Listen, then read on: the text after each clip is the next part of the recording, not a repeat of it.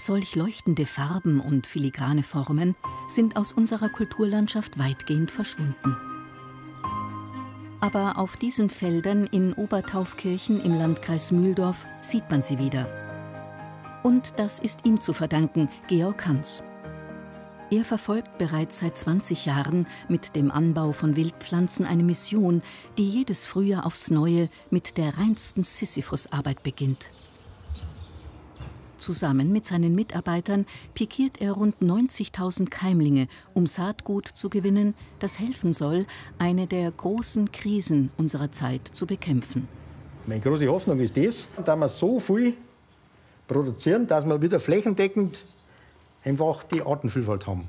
Weil an der Artenvielfalt von den ganzen blühenden Arten, da hängen ja die ganzen Insekten dran.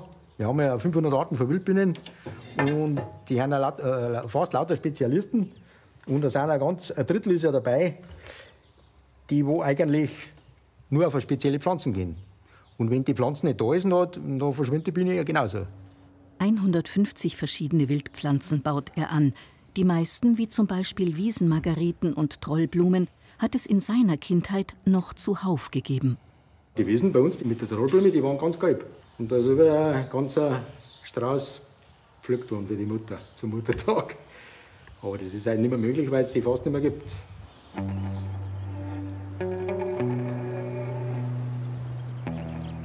Wenn man heute die Felder anschaut, die haben bis zum letzten Zentimeter bewirtschaftet und das andere ist komplett abgespritzt. Was soll da noch existieren? Da hast du schon zu Bauchschmerzen, wenn du das unmittelbar direkt mitkriegst und siehst. Das Besondere an Georgs Pflanzen ist, sie sind heimisch und stammen alle aus 2 Gebieten der näheren Umgebung. Da haben wir das Gebiet 16, da sind wir. Und das ist das Gebiet 17, das Alpenvorland. Und laut Naturschutzgesetz ist es ja so geregelt, seit 2 Jahren, dass wir in ein anderes Gebiet in der Region kein Saatgut nicht mehr umbringen dürfen. Dass das eigentlich nur aus dem Gebiet stammen muss, wenn da in der freien Natur was ausgebaut wird. Der Grund dafür: die Genetik der Pflanzen aus beiden Gebieten unterscheidet sich. Das Alpenvorland ist ja in der Regel normalerweise ein bisschen später dran, vom Klima her, als wir bei uns draußen. Und durch das ist auch einer der Blühzeitpunkte von den ganzen Arten sind da auch unterschiedlich. Und wenn ich jetzt da natürlich eine Art reinbringe, die wo vielleicht 14 Tage später blüht, das ist schlecht für die Art von Insekten, die da heimisch sind. Darum ist es wichtig, dass man aus der Region in die Gebiete das gleiche Saatgut bringt. Aus diesen Spitzwegerich-Pflänzchen will er heuer erstmals Saatgut für das Gebiet 17, dem Voralpenland, gewinnen. Sie sind mit die ersten, die in diesem Jahr aufs Feld kommen. Der Auspflanztermin ist schon entscheidend. Weil wenn die von der Zeit her spät dran sind, ist es nicht gut, weil da oft der Samen nichts ist und dann die Befruchter haben ab und zu schon immer da von den Wildbienen. Und dennoch besteht ein Risiko. Das ist immer ein Roulette, weil du musst immer schauen, dass es wieder passt. Mitarbeiter Hirs Brechter ist eigentlich gelernter Gärtner für Zierpflanzen. Aber was Georg macht, findet er viel spannender. Das ist schon toll, die Pionierleistung, die der Georg einfach bringt. Das ist schon schön, auch von seinen Erfahrungen zu lernen. Zurück auf dem Hof. Georg verpackt die Vorjahresernte für die verschiedenen Saatgutmischungen. Jeder Standort bekommt eine eigene Mischung. So gibt es zum Beispiel welche für Feuchtwiesen, Gewässerrandstreifen oder Magerrasen. Bestellt werden die Mischungen von Landwirten, Städten und Gemeinden. Das Problem ist nur, nicht immer geht die Saat so auf, wie sie soll. Und dann fährt Georg meist hin. Wir haben jetzt eine Kundschaft, das ist die Gemeinde.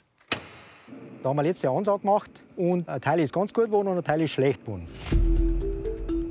Jetzt müssen wir da schauen, an was das liegt. So, dann schauen wir mal, was fehlt. Habt ihr Probleme mit der Fläche, gell? Ja. Also da ist es ja noch perfekt, da passt es ja. Da ist wunderbar grün, aber es ist nicht das drauf, was man will. Die Schafgarben ist noch da, die Wiesenblatterbsen, da ein bisschen Sauerampfer, da ein Zittergras ist da. Ja, und dann ist es ziemlich mau. Schuld wird wahrscheinlich das sein, dass die Schnecken das wahrscheinlich zusammengefressen haben. Weil zum Beispiel Schafgarben ist dabei und die mengen sie eh nicht, das lassen sie stehen.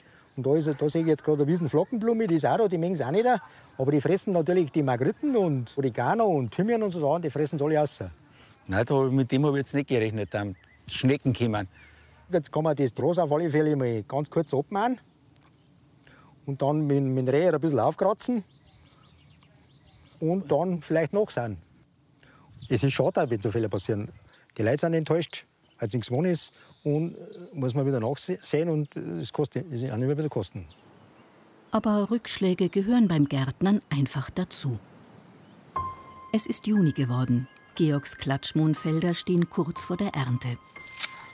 Bei manchen Gräserarten wie dem flaumigen Wiesenhafer hat sie bereits begonnen, und zwar von Hand, um Unkräuter wie die Wiesenrispe gleich aussortieren zu können. Auf diese Weise wird das Saatgut später besonders rein. Gleich nebenan blüht das sogenannte Zittergras. Wenn man Zittergras sieht, da geht da jetzt das Herz auf, weil du früher als Kind hast immer mit Zittergras gespielt, weil überall eins war. Und heute findet man es nicht mehr. Eigentlich wäre jetzt auch die Erntezeit der ersten Korbblütler.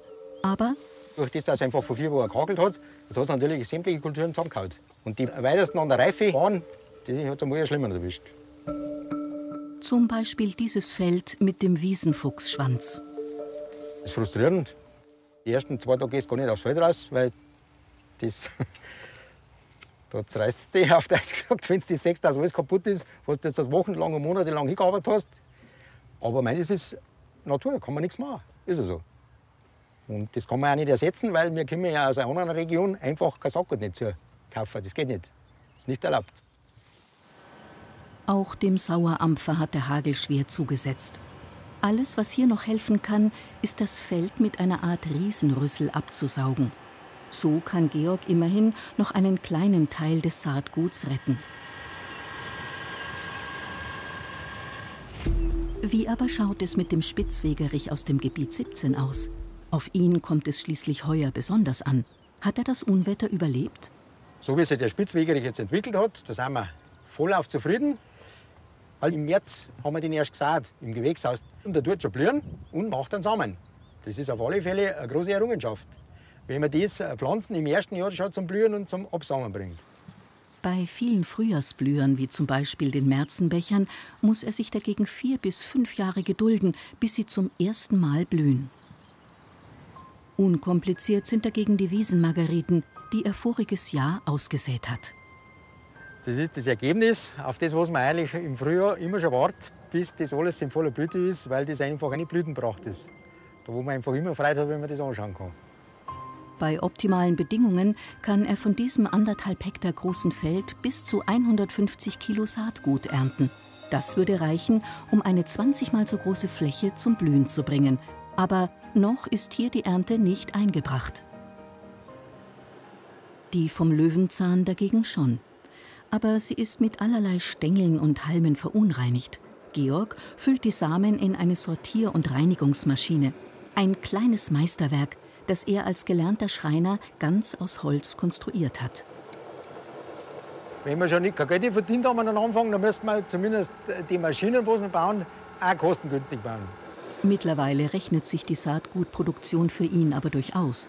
Denn mit dem Bewusstsein für die Bedeutung der Artenvielfalt ist auch die Nachfrage enorm gewachsen. Aber ohne sein vieles Ausprobieren wäre es nicht gegangen. Der Georg ist einfach ein Tüftler, das ist der Wahnsinn, was der alles eben so an Maschinen baut hat. Da merkt man schon, dass er einfach ein Tausendsasser ist und dass er einfach so viel Leidenschaft da reinbringt, um eben das möglich zu machen, was sonst nicht möglich wäre. Schaut ganz gut aus.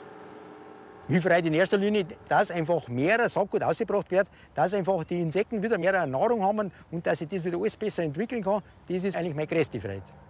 Auf diese Freude arbeitet man ja schon jahrzehntelang hin. Und wenn man dann natürlich einen Erfolg sieht, ist das natürlich fürs Herz das Beste. Und das hat er allein seiner Vision und seinem tatkräftigen Einsatz für die Natur zu verdanken.